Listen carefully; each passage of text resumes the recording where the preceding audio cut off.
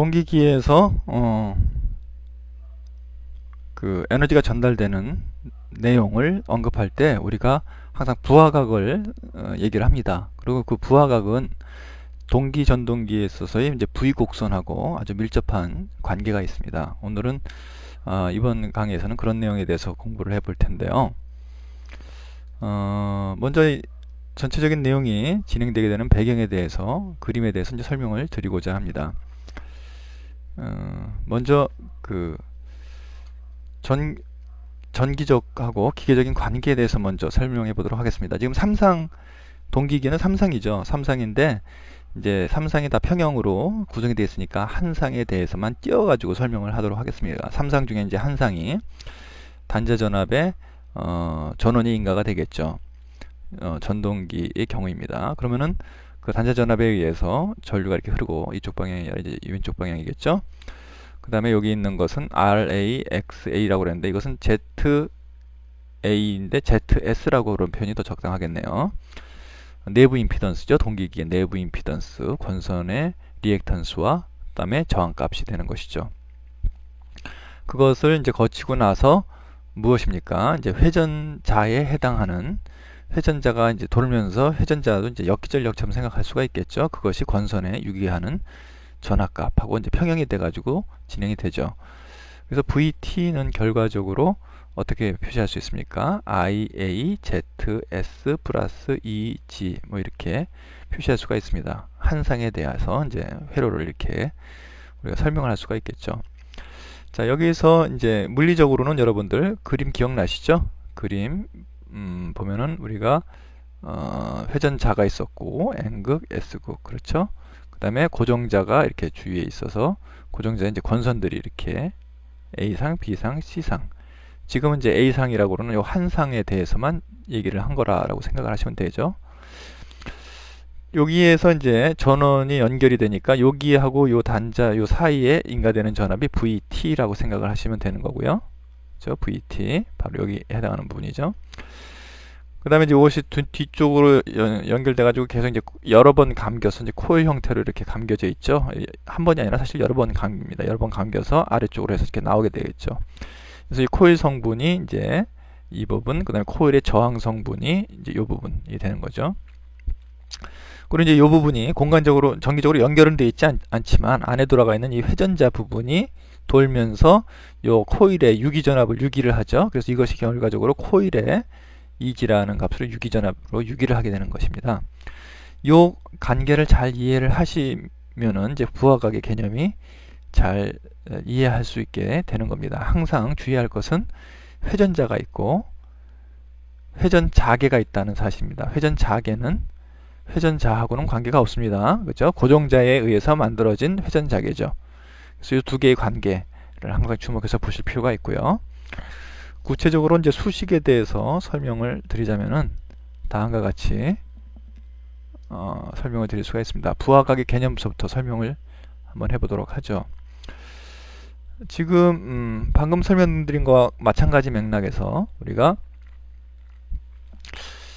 전달되는 전력을 생각할 수가 있는데요. 전달되는 전력은 한 상을 통해서 전달되는 전력은 여러분들 P 유효 전력값 기억나시죠? 그래서 단자 전압과 한 상에 대해서 그 다음에 흐르는 선전류 여기서 뭐 IA가 되겠죠. 고정제 전류. 그 다음에 두 개가 이르는 역률각 시타 역률값 코사인 시타 값이 되겠죠. 그리고 3상이니까 이거 한 상에 대한 거 곱하기 3. 그래서 총 전력은 이제 3배를 해야 되겠지만 지금 뭐 이론적으로 한 상에 대해서만 이제 생각을 편하게 하도록 하겠습니다.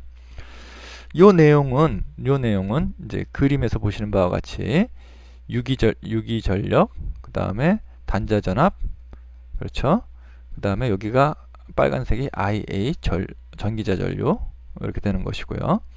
그 다음에 여기에서 흐르는 여기 있는 전압 여기 이 부분이 뭐가 되겠죠? 이 부분이 IAZS가 되겠죠? 그렇죠? 그래서 아까 말씀드린 것처럼 VT 값은 그렇죠? EG 값 더하기 IAS 그렇죠? EG 값 더하기 IAZS 값을 두 개를 더한 것이 VT 값이 나오는 것이죠. 그리고 여기 나오는 요 IAZS 값은 결과적으로 뭐하고 관계가 있습니까? ZS가 거의 저항 부분보다 XS 값이 더 크다고 볼 수가 있어요. RS보다 항상. 그러니까 90도 위상차를 갖고 여기 IA하고 90도 위상차를 갖게 되겠죠. 그래서 이런 식으로 전류가 흐르면은 90도 위상차가 되는 방향. 지금 약간 그림이 좀 잘못되는데요. 반대 방향이 되니까 이렇게 돼야 되나요? IA 값이. 하여튼 뭐 IA 값은 요 IAZS 값과 그런 90도 위상차를 갖게 되는 것입니다. 다른 표현으로는 EA vs 하고 코사인 파이. 코사인 파이는 여기서 IA와 EG라고 합시다. 아까 좀 통일을 하기 위해서 EG 값에 갖는 각도가 파이라고 생각을 하시면 되고요. 이렇게도 표시할 수도 있고 이렇게도 표시할 수도 있습니다. 근데 결과적으로 그 두 개가 다 전달되는 전력, 즉 에너지 값이라고 생각하실 수가 있죠. 수식의 유도 과정을 통해서 약간 변형을 하면은 우리가 세 번째 식을 얻을 수도 있습니다. 세 번째 식은 보시면은 단자 전압은 그대로 있는데 IA 대신에 이제 EA라는 값으로 유기전압 값으로 바뀌었죠. 그리고 밑에는 동기 임피던스고 동기 임피던스 바뀌지 않죠. 그다음에 그 대신 여기 코사인 역률 대신에 사인 델타. 근데 이 델타가 재밌습니다. 델타는 V와 E가 이루는 각, 요 값이죠. 그래서 이 델타의 의미가 부하각인데요. 이 부하각은 물리적으로 아까 설명드렸었죠.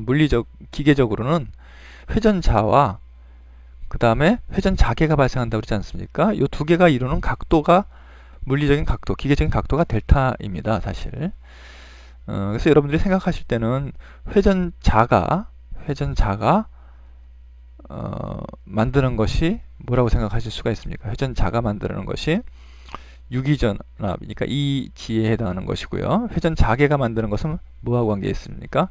VT하고 관계가 있는 거죠. 그렇죠? 그렇게 하면은 물리적, 전기적 그런 관계가 아주 명료해집니다.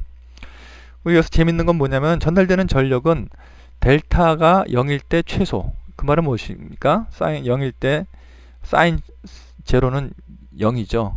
즉, 이 두 개가 이루는 각도가 없을 때, 즉 회전자와 N극 S극, 그 다음에 회전자계가 이루는 각도가 일치할 때, 0일 때 전달되는 전력이 없고 언제 최대가 됩니다. 부하각이 90도가 될 때는 어떻게 됩니까?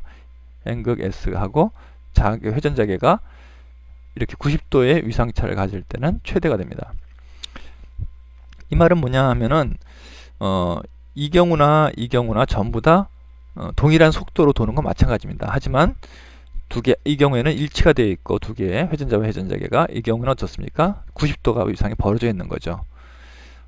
그래서 바깥으로 보기에 동기 속도로 돌고 있는 건 똑같지만 내부적으로는 이렇게 위상차가 벌어짐으로써 전달되는 에너지는 차이가 난다는 거죠. 그래서 사람들이 보통 생각할 때 동기 전동기 바깥으로 볼 때는 뭐 1800rpm, 3600rpm 부하를 인가 하나 안 하나 똑같이 토크를 인가 하나 똑같이 돌아가더라고 생각을 해서 에너지 보존의 법칙에 위배되는 것이 아닌가 그런 생각을 하는 사람들도 있는데요. 사실 내부적으로는 이런 일들이 벌어지는 거죠. 그래서 어떤 사람들은 회전자와 회전자계가 이렇게 고무줄로 연결되어 있어서 그것이 이제 축에다가 힘을 주거나 토크가 인가될 때 90도까지 벌어진다는 거죠. 90도까지가 최대로 견딜 수 있는 것이고 요걸 벗어나면 어떻게 됩니까? 이제 탈출 토크죠. 그걸 벗어나면 이제 서버립니다. 동기기는 동기 속도로 돌거나 아니면 서버리거나 둘 중 하나가 되는 거죠. 자, 지금까지가 이제 전동기에서 부하각에 대한 설명이었습니다. 근데 이 개념을 좀 더 확장하면은 부하각에서 이제 V 곡선을 얻는 것이 가능한데요. V 곡선의 궁극적인 의미는 뭐냐면은 우리가 그 회전자를 만드는 것이 이제 그 직류 전원을 인가해가지고 자속을 발생하지 않습니까? 여기 보면 NS 내가 영구 자석으로 했는데 사실 전자석으로 이렇게 만듭니다. 전자석을 만들고 여기에 IF 전류를 흘리죠. IF 값의 전류를 이렇게 크거나 작게 하거나 조절을 하면은 그것에 의해서 IA 값을 조절할 수가 있다 하는 얘기입니다. 그래서 지금 여러 가지 다른 역률 상황에 대해서 이렇게 얘기를 한 건데요. 이렇게 V로 생각을 하시고 IF 값을 갖다 크게 하면은 IA 값이 증가하고 또 작게 하면은 또 증가하고 어떤 포인트에서는 최저로 되고 하는 것이 가능하다는 얘기인데요. 이게 상당히 큰 의미가 있습니다. 말은 뭐냐면은 계좌 저항값을 계좌 전류를 조절함으로써 IA가 전기자 전류지만 이게 뭡니까? 부하 전류죠, 결국은. 부하 전류의 값을 조절할 수가 있다는 얘기죠. 위상과 부하 전류의 값을. 그럼으로써 궁극적으로는 역률을 개선할 수가 있죠. 역률. 이 그래프에서 보게 되면은 이제 이런 얘기입니다. 그래프를 자세히 보시게 되면은 이제 초록색으로 표시를 하겠습니다. 자, 요 그래프를 자세히 이제 요 수식을 자세히 보시게 되면은 이 상태에서 이 G 값은 IF 값을 변화함으로써 바꿀 수가 있어요. 그죠? 이 G 값 자속을 크게 하면은 유기된 전압이 크게 되겠죠. 그죠? 크게 되지만 지금 전달되는 에너지는 일정하겠죠. 이것이 에너지를 일정하게 전달을 하니까 요 IF 값이 커지면 요 값이 커지지만은 어떻게 해요? 다른 값이 변화가 있겠죠. 부하각이 좀 변동이 있겠죠. 부하각이 변동이 있고 그것에 따라서 이제 뭐 V 값과 ZS 값은 일정은 하지만은 그죠? ZS 값은 일정하죠. 그 다음에 V 값도 변하지가 않죠. 그러니까 델타 값이 변하게 되는 겁니다. 부하각이 델타 값이 변하게 되면은 델타 값은 결국은 IS 값에 영향을 주게 돼 있어요. 예를 들어서 한번 지금 여기서 볼까요? 지금 IF 값을 바꿔서 지금 현재 흐르고 있는 이 G의 값을 반으로 줄였다. 그럼 반으로 줄였으면은 어떻게 했습니까? 반으로 줄이니까는 델타 값에 영향을 미치겠죠. V하고 ZS는 변할 수가 없으니까요. 그러니까는 델타 값이면은 VS 값도 이제 지금 현재 일정합니다. 그러면 델타 값이 어떻게 될까요? 더 늘어나야 되겠죠. 더 이제 델타 값이 더 늘어나서 부하각이 이제 늘어나겠죠. 이제 몇 배는 뭐지만 구체적으로 하면은 이지 값은 이제 반으로 줄어들면서 델타 값이 이렇게 변동이 있겠죠.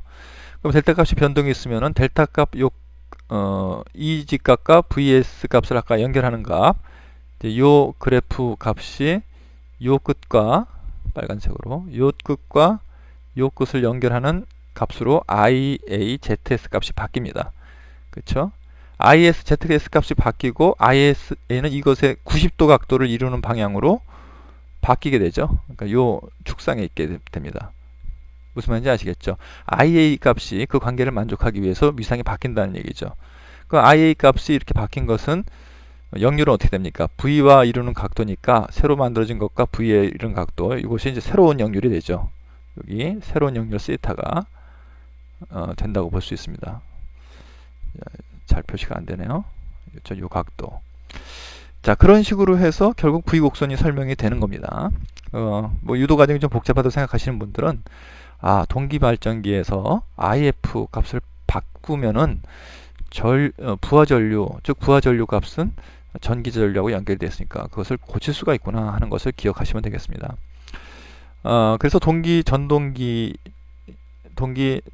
경우에는 그러한 용도로 특별히 뭐 동력을 얻는 것보다 그러한 역률 조정의 목적으로 사용되는 경우는 동기 조상기라는 이름으로 불리기도 하는 것이죠.